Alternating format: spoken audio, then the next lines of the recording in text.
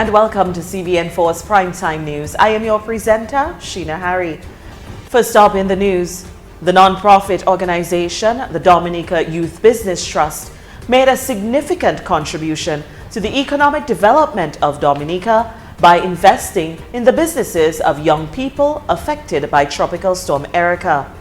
During a ceremony, donations were made to several individuals as the business trust empathized with them and pledged continued support to the rehabilitation efforts. A few of them recounted how Erica damaged their businesses. Chris Roy Fontaine spoke of the ongoing impact on his livestock establishment. My name is Chris Roy Fontaine. I'm from Bagatelle. I'm a pig farmer. As you know, Bagatelle was one of the most affected areas from Erica, and a landslide actually came down and hit our pig pen. So it went into our doors and some blocks and other materials. And as we speak, as it rains, landslide continues coming down at the front of our pig pen. So what we really need is a retaining wall to control the water which is coming down by our pig pen and etc. Fontaine said he and his partner were indeed fortunate that the actual livestock was not impacted. Thank God. The day before Erica was the day we had to bring in the pigs, and because of Erica we didn't bring the pigs. So we had to take a time and rebuild and get some help from our parliamentary representative and the Honorable Dr. Darrow, and the IBT gave us some advice and we took it from that time. Currently, they have 14 pigs which will provide pork for the acclaimed Bagatelle Pork Fest. Shoma Gregoire, who is owner of Heaven Sent Soap Manufacturing, said although her establishment, which is located at the Canefield Industrial Estate, was not damaged, there was indirect impact. So we had a choice, had to look for raw material, like import raw material. Example, coconut oil was one of our biggest raw material that we actually purchase a lot from locally, and we could not get locally. So that was a strain on our business, and we had to close down for a couple months. Some of her customers could not get to her to make purchases, so that also impacted her bottom line. Heaven Sent makes all natural, handmade soaps. Also in the news, a 2-day national consultation continued in Dominica to assist the country in developing measures to uphold the Trade Facilitation Agreement of the World Trade Organization. The International Trade Center, OECS Commission, Dominica Bar Association, and the public and private sectors attended the consultations. Trade Director in Dominica, Mathan Walter, in his address at the opening ceremony, said that the WTO is an important partner in development. We must not take lightly the importance of these negotiated agreements in our daily lives. The WTO, for example, is the umbrella organization which governs trade in all tradable goods and services globally. Every agreement, therefore, which is negotiated by any WTO member with any other country must be in accordance with the rules, the disciplines, and principles of the WTO. This makes these agreements an integral part of our daily lives.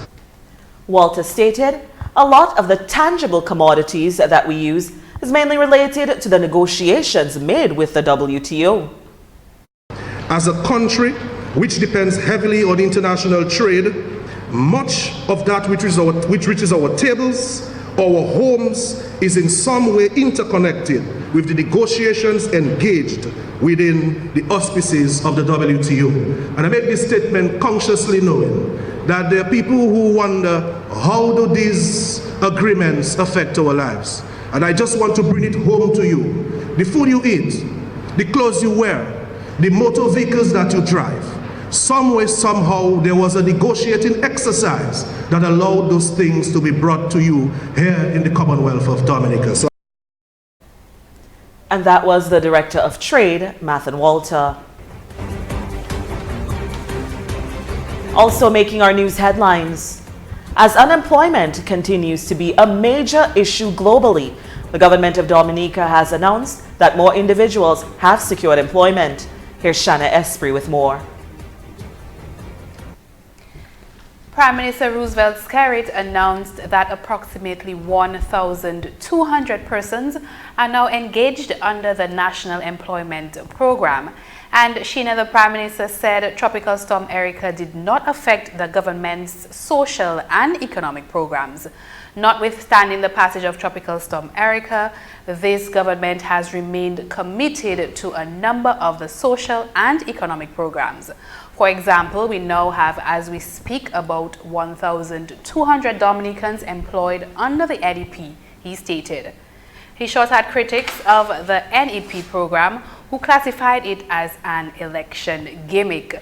The Prime Minister stated when we introduced the NEP, there were many who said that it was an election gimmick, that it wouldn't last for 6 months, but we launched the program in 2012 and 2013, and now we're in 2016, and the National Employment Program is going strong and fully financed by the government of Dominica. The NEP is an initiative of the government of Dominica aimed at creating jobs for young people. It was born out of recognition by the Cabinet of Ministers that is the responsibility of society at large to help mold and develop the current generation of young and enterprising Dominicans. Skerrit also commented that the Yes We Care program and the transportation of students to and from school were not negatively impacted by Storm Erica.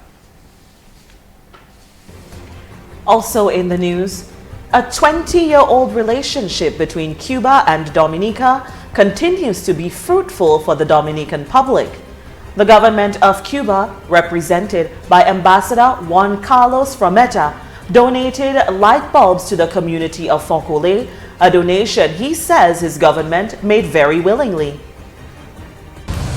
You know, Cuba is a poor country, so we don't have money, we don't have oil, but we always share that we have love.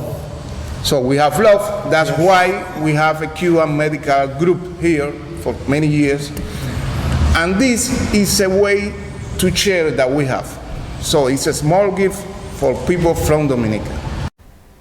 The ambassador stated that this is not the first contribution that has been made. The Cuban government recently made donations to the communities of Portsmouth and Colliho as well. Parliamentary representative for the area, Danny Lugay, expressed his sincere appreciation for that donation. On behalf of the community of Foncole, on behalf of the people of Dominica, I would like you to convey to your president how appreciative we are, not just of the light bulbs. We're talking about 20 plus years of relationship with Cuba, and we really feel the love of the Cuban people and the Cuban president, and on behalf of the community, I'd like to say to you thanks. Dexter Honore, representative of the Foncole Improvement Committee, said that this is evidence of the Cuban government's commitment to helping the Dominican people. And it is clear, it is evident that you all have contributed immensely to Dominica's development, and we are so thankful. And today you are here to contribute to our community, and indeed, I am thankful. And the ambassador himself stated that this commitment will continue and that the Dominican people should never hesitate to ask if there is anything that they need. Next up, it is approaching a month since 3 individuals from Woodford Hill were reported missing, and still there has been no word on their whereabouts. Back in March, Janie Henderson, her boyfriend Francis Tousse, and another gentleman only identified as Arnold was said to be lost at sea. The 3 had traveled to Marie-Galante on Saturday, March 12th, and were to return the following day, but have not been heard from or seen. The report was made to the Dominica Coast Guard, who requested the assistance of neighboring Coast Guard units, and according to Mary Jarvis, who's Henderson's mother, the Puerto Rico Coast Guard had been enlisted to assist in that search, but after a couple of days suspended their search.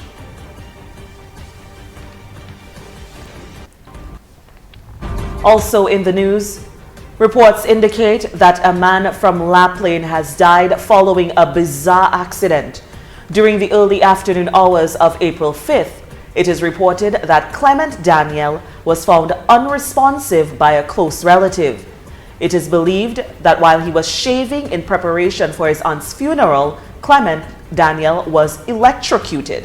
Community members are said to be in mourning as they remember him as a loving individual who was always willing to lend a helping hand. Police investigations are ongoing.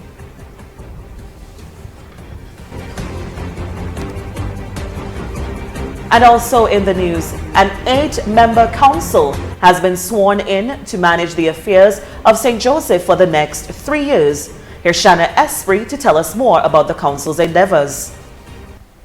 The elected members are Leslie Lewis, Eric Serra, Celia Serra, Kamika Thomas, and Amali James, and nominated members are Annadale Jacob, Conrad Shillingford, and Royet Cook. They were sworn in during the council's 21st inaugural meeting at the Caleb John Lower Primary School. Eric Serra, who was re-elected to serve a second consecutive term, described the first term as challenging during his report on the past term during the inauguration ceremony.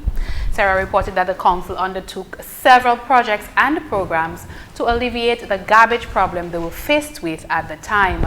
The chairman also reported that the council also initiated the Elderly Sick and Shut-in Food and Hamper program, where on a monthly basis it donated at least 3 food hampers to persons of need within the community.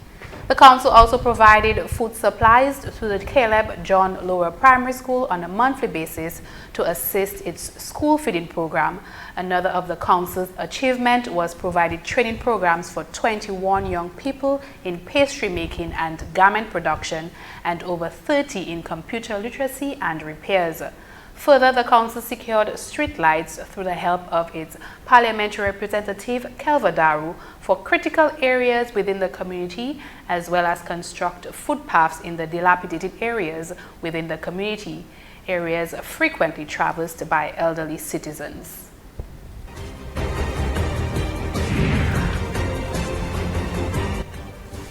Next up in the news, the parliamentary representative of the St. Joseph constituency, Kelva Daru, says the National Abattoir will provide opportunities for many young people within that constituency. The abattoir is scheduled to resume operations next week. Within the constituency, we have the National Abattoir, a $10 million project, Daru stated. He said that the abattoir is well placed in his constituency to ensure that farmers, entrepreneurs, and the youth can reap the benefits that it will provide. Daru revealed that a number of people from St. Joseph have been trained and will be employed at the abattoir. Additionally, the MP stated that much work in various skills and training programs for the community have commenced. Daru made mention of completion of the boat building program, which was conducted in the community of Layu, and a computer maintenance program also started earlier this week.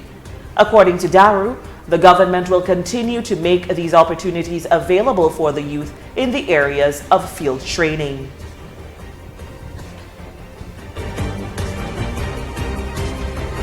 Stay tuned, we'll have more local highlights coming up after this break.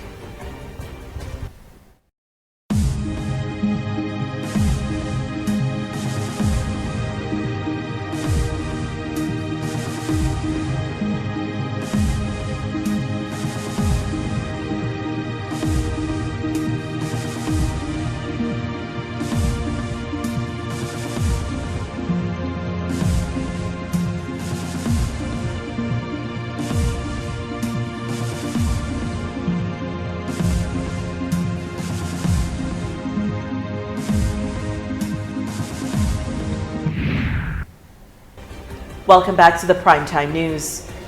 Many displaced residents following Tropical Storm Erica have struggled to find replacement homes. One devastated community will soon be permanently relocated. Shanna Esprit has details. If you recall, Sheena, last October, The government announced that the residents of Dubic who were evacuated due to Tropical Storm Erica will be resettled in Grand Bay. And the first 50 of 300 homes donated to Dominica by the Venezuelan President Nicolas Maduro will be used for the Dubic community. Prime Minister Roosevelt Skerrit recently announced that the resettlement of residents of Dubic affected by Tropical Storm Erica is almost complete. Skerrit says any indication that government is not moving quickly on the resettlement cannot be justified. And I quote, "In a matter of weeks of Tropical Storm Erica, we started the construction of homes in the first instance for the residents of Dubic," the Prime Minister stated. Sheena, the Prime Minister also noted, based on the phase at which we are now, he believes that this government has done a great job in constructing a number of homes for the people of Dubic. Very soon, we expect the 50 homes to be completed and you can move the people into those homes. The Cabinet has taken a decision in terms of the allocation of the houses and we will be engaging the residents of Dubic shortly, he explained. Meantime, Skerrit added, very soon, the government will begin the commencement of resettlement of the Petit Savan residents. We have acquired 40 acres of land. There were serious proposals before the government for consideration. I expect the government to make a decision very soon on this proposal so we can move very speedily on the construction of homes for the residents of Petit Savan, Skerrit revealed. According to the Prime Minister, the government is currently paying for housing for the residents of Petit Savan who have been displaced.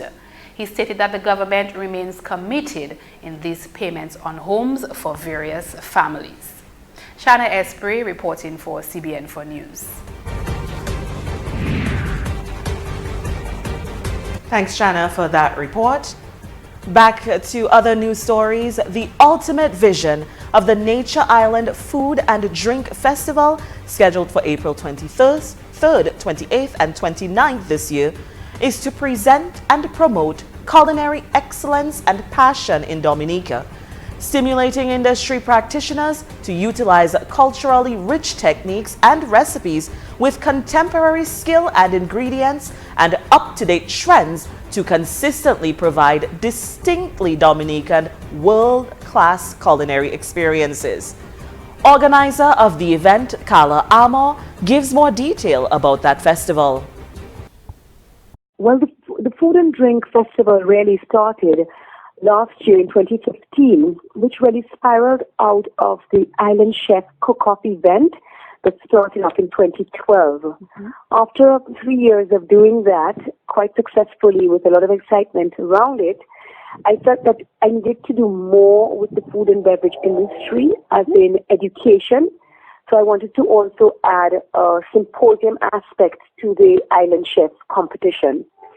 So that is how really the whole festival concept came about to me. We started it in 2015, and we started it actually with a kids farm-to-table experience. This year, competitors can expect to win life-changing prizes. The festival has secured support from the multiple award-winning Cuisinart Golf Resort and Spa in Anguilla through a prize of a 2-week internship in November during the 2nd annual Epicuria Golf event.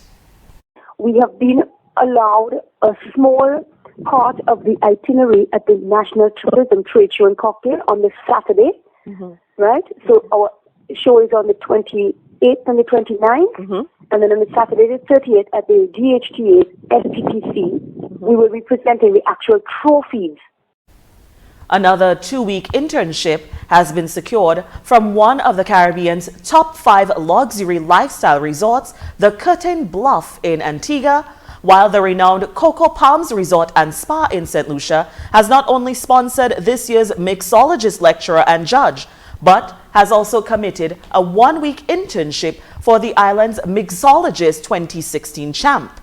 And as a special category this year, the judges will select the judge's most promising chef, who will win a culinary course at Chef Eddie's Caribbean Cuisine Culinary Institute, and that's located in Barbados. Very generous prizes will be awarded on the afternoon of April 30th at the DHTA's most prestigious annual National Tourism Trade Show and Cocktail.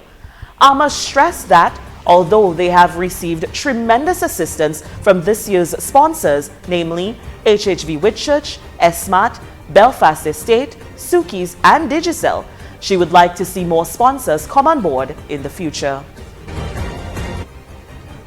And for those of you looking for yet another way to keep CBN4 with you all day, here's a new opportunity for you. Introducing the latest feature from CBN4, Online TV. This is not a gimmick, it's for real. You can watch all your programs and news live, now, on the go, and even on your PC or smart TV. Simply click on the link and you're one step away from HD TV online. The subscription price is only $4.99 US a month. That's 30 days of viewing for only $4.99. For those of you in the diaspora who would like to view up-to-the-minute news, subscribe now. Find this post on our Facebook page, you share it, and you may get a chance to win a free 2-month pass courtesy of CBN4. Only 10 winners will be selected. Visit the link on the bottom of your screen. CBN4, keeping you covered every day.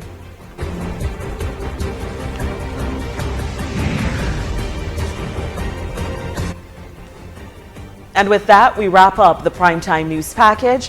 If you've missed any stories, be sure to catch up on cbn4.com or on our Facebook page or get the app. And if there's ever a story you'd like us to cover, if there's ever a story that interests you, you can feel free to send us an email, cbn4news@gmail.com.